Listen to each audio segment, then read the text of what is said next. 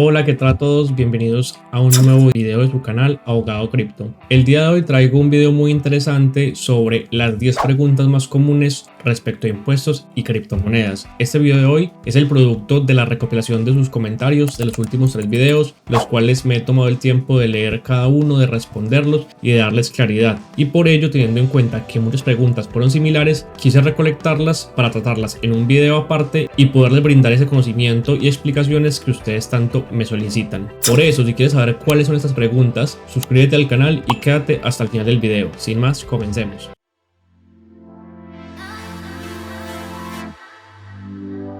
Bueno, como primera pregunta tenemos: ¿solo pago impuestos cuando vendo mis criptomonedas por pesos colombianos o fiat? La respuesta es no necesariamente. Técnicamente, para la DIAN, cada vez que tú enajenas un activo, es decir, que lo cambias por otro, en este caso una venta, o incluso si lo cambias por otra criptomoneda, puede generarse una ganancia gravable. Es decir, estás obteniendo un beneficio. Así que, en teoría, debería tributarse o debería pagar impuesto cada vez que haya una enajenación. Sin embargo, en la práctica, debo decir que los contribuyentes suelen declarar únicamente cuando hay una conversión a moneda fiat, en caso de Colombia a pesos colombianos. Así que sí, técnicamente deberías hacerlo, pero en la práctica solo se paga cuando se materializa dicha ganancia. Segundo, otra pregunta muy común: ¿qué pasa si recibo criptomonedas como una donación? En este caso, la DIAN efectivamente interpreta esta donación como un ingreso y aplica un impuesto llamado ganancia ocasional, que es del 15%. Si tú luego esas criptomonedas las vendes aún más con ganancia, pues también tendrías que pagar renta sobre la utilidad obtenida. En palabras simples, si te donan 1 millón de pesos en Bitcoin y tú automáticamente conviertes ese Bitcoin en 1 millón de pesos, solamente pagas un 15%. Pero si tú ese Bitcoin lo dejas en tu cartera y al cabo de 3 meses lo vendes y ya no equivale a 1 millón, sino que equivale a 2 millones, por ejemplo,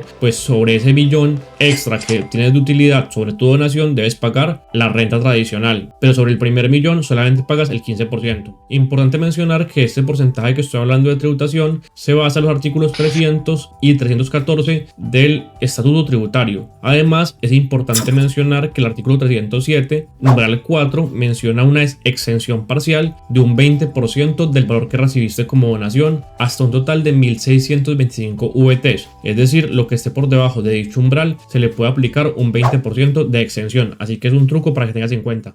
Tenemos como tercera pregunta: ¿qué pasa si no declaro mis criptomonedas ante la DIAN? Bueno, aquí pueden pasar diferentes cosas. Principalmente puedes recibir una sanción por no declarar o por inexactitud. Las multas en este caso van desde el 15 hasta el 200%. Normalmente, en regla general, la sanción por inexactitud de la que habla el artículo 648 del Estatuto Tributario equivale a un 100% de la diferencia entre el saldo que tú pagaste y el que debías realmente pagar si hubieras declarado correctamente. También es importante mencionar que esta sanción por inexactitud procede sin perjuicio de las sanciones penales a las que haya lugar. Es decir, que esto no únicamente incurre sanciones pecuniarias o fiscales, sino también eventualmente sanciones penales. Si quieres profundizar más en este punto en particular, te invito a que veas mi último video donde hablo claramente y explico a profundidad con ejemplos dichas sanciones. Te lo dejo aquí arriba. Pregunta número 4: ¿cómo se calcula la ganancia y el impuesto a pagar al vender criptomonedas? Primero que todo, hay que decir que solamente pagas sobre la ganancia neta. Ejemplo, si compraste un Bitcoin por 10 millones de pesos y lo vendiste posteriormente en 18 millones, tu ganancia real es de 8 millones y sobre esa ganancia real es que se calcula el impuesto, no sobre los 18 millones. Además, dependiendo de si esto es tu actividad profesional, puedes restar comisiones o costos asociados a esta operación. Hay una fórmula básica, como la menciono aquí abajo, que le pueden tener en cuenta. Ahora, para calcular el porcentaje, tienes que tener en cuenta tus ingresos totales, pues de esto dependerá qué porcentaje debes pagar sobre la renta. Este porcentaje, según el artículo 241 del Estatuto Tributario,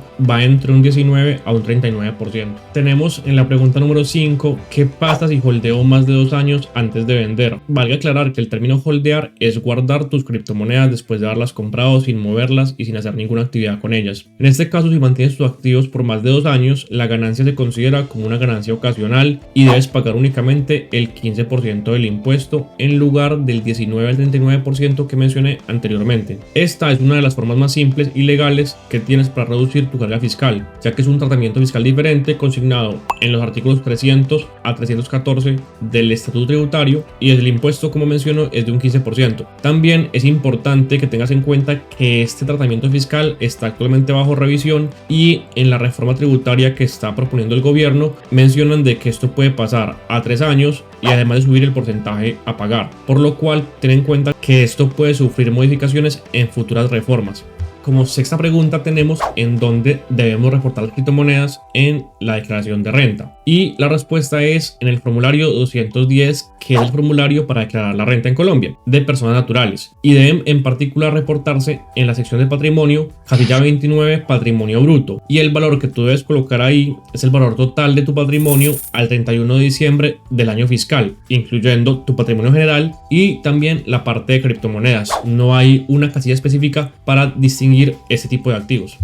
Séptima, ¿qué exchanges reportan información a la DIAN? Este punto particular ya lo vimos en un video anterior, también lo dejo aquí arriba para el que no lo haya visto y quiera profundizar, pero actualmente debemos decir que la DIAN solo puede acceder a datos de exchanges con presencia o actividad en Colombia que estén obligados a realizarlo, o sea que por estar registrados pues voluntariamente lo hacen. Sin embargo, esto va a cambiar muy pronto si la reforma tributaria continúa como está, ya que menciona que los exchanges que tengan operaciones en el país también serán obligados a reportar operaciones superiores a 1400 VT en el año por parte de sus usuarios, y también por el hecho de la cooperación internacional. La OECD y la CAR, que es un marco de reporte de criptoactivos, se puede obtener información de exchanges extranjeros en el futuro, así que las fuentes de información son variadas. Dentro de los datos reportables se incluiría una identificación del usuario, porque estamos hablando de exchanges centralizados con KYC, sus montos transaccionales y demás operaciones. Cada pregunta, y una de las más comunes: ¿y qué pasa si tengo mis criptomonedas en una wallet privada u opero en un exchange descentralizado? Pues ahí debo decir con toda honestidad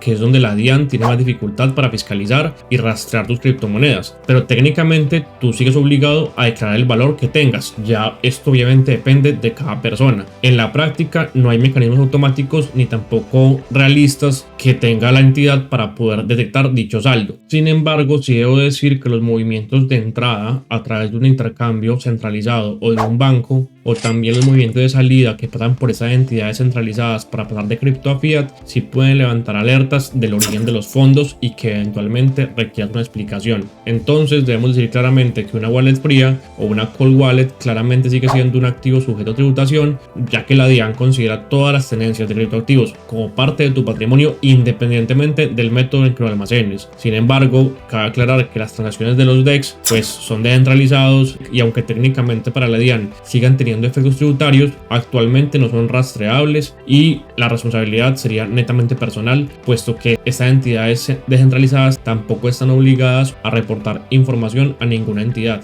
Novena pregunta: ¿qué gastos puedo deducir legalmente? Esta es una pregunta que mucha gente se hace, ya que debo aclarar que salvo si tú eres un inversor informal u ocasional, puedes deducir todo gasto directamente relacionado con la generación del ingreso o con la actividad económica. Es decir, a muchas personas no les servirá esto, puesto que simplemente son inversores individuales que ocasionalmente invierten, pero que profesionalmente no se dedican a esto, o que su actividad económica no está asociada con la inversión en criptomonedas o en este tipo de activos. Los gastos incluidos que se pueden deducir serían las comisiones, los costos de minería si trabajas con minería, las asesorías profesionales como por ejemplo honorarios de abogados o contadores, también para softwares y herramientas profesionales para el uso de tu actividad. Algo importante es que todos los gastos deben estar documentados con factura o comprobante, ser ordinarios y que se requieran para tu operación y estar en relación con la actividad económica, y además debes mantener una proporcionalidad entre ingresos declarados y los gastos que tienes. Por ejemplo, no te vas a deducir $10,000 en cursos o en asesorías sabiendo que has ganado únicamente 2,000, no tendría mucho sentido. Y por último, sí debo mencionar, para que lo tengan en cuenta, en el caso de las pérdidas, así tú no seas un profesional en esto o tu actividad económica no está relacionada, puedes igual compensar esas pérdidas, ya que si por ejemplo tuviste una ganancia de 10 millones en una operación pero perdiste 5 en otra, en últimas solamente vas a declarar por la ganancia neta, en este caso serían 5 millones. Eso sí lo puedes hacer independientemente de tu estatus. Ahora, en el caso de actividades profesionales, pueden compensar y deducir los elementos que mencioné anteriormente, es decir, es más amplio la posibilidad.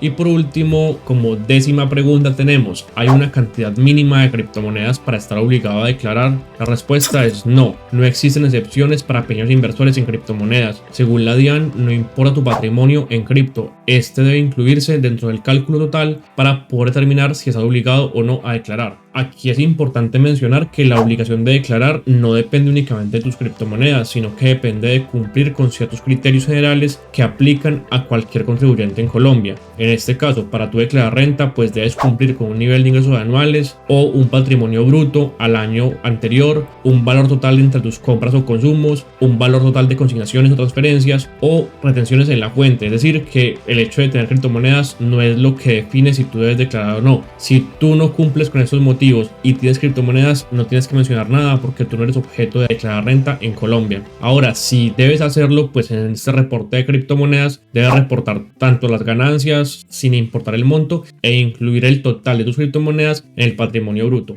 Recuerden que esta información yo la transfiero tal cual como la DIAN lo establece en Colombia. Lo que yo digo no es algo que ustedes tengan que hacer porque en últimas cada quien decide qué hacer con sus finanzas y con sus obligaciones fiscales. Y yo simplemente cumplo con transmitir la información para que ustedes estén enterados y tomen la mejor decisión. Como menciono acá, en el mundo cripto la información es tu mejor herramienta. Por lo cual entender cómo se aplican los impuestos no quiere decir que estás rindiéndote al sistema, sino que estés informándote y aprendiendo a moverte con inteligencia dentro de él para evitar inconvenientes. Eso fue todo por el video de hoy. Si te gustó el video, por favor deja un like, suscríbete al canal si no lo has hecho, comenta si tienes una pregunta además de las que manejamos aquí, si consideras que debía haber incluido más o si quieres una segunda parte de este video con más preguntas relacionadas que tal vez hagan falta, déjamelo en los comentarios. Muchas gracias por tu atención y nos vemos en un próximo video. Chao, chao.